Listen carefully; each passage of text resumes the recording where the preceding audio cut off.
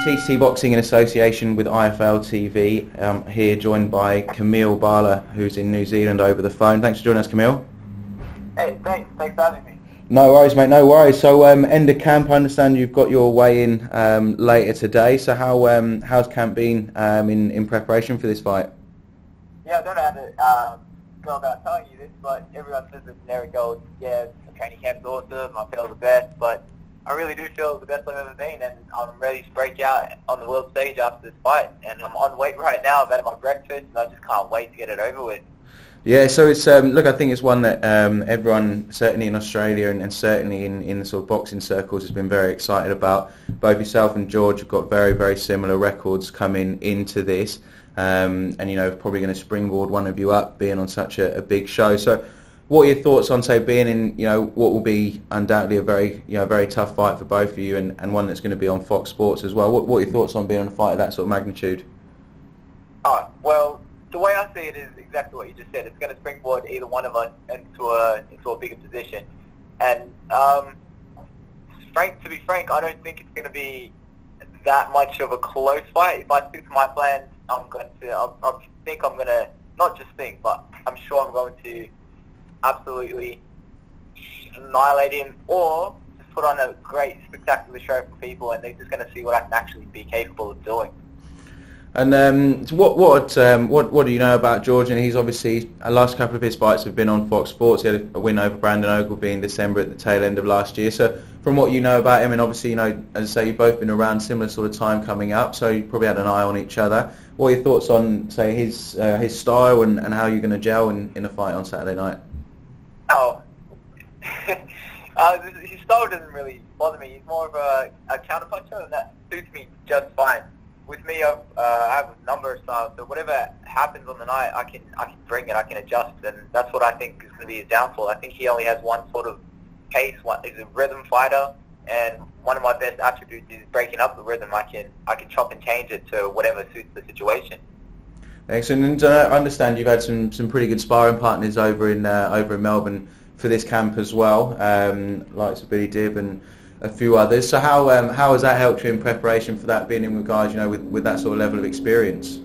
Oh man, I can't thank Billy Dibb enough for actually just coming down and sparring with me, meeting me, giving me a boost up. It was such a great experience, and I was just wrapped to be in there with him. Excellent. And say, obviously, this fight's been moved to Fox Sports now with a change of opponent for Joseph Parker in the main event. So what are your thoughts on that? It probably gives you a chance to get your name out there a little bit more to the boxing public, I guess. Yeah, it does. Well, with me, there's no facade, there's no, bragging or whatnot, or there's not really much banter going on. It's more from his end.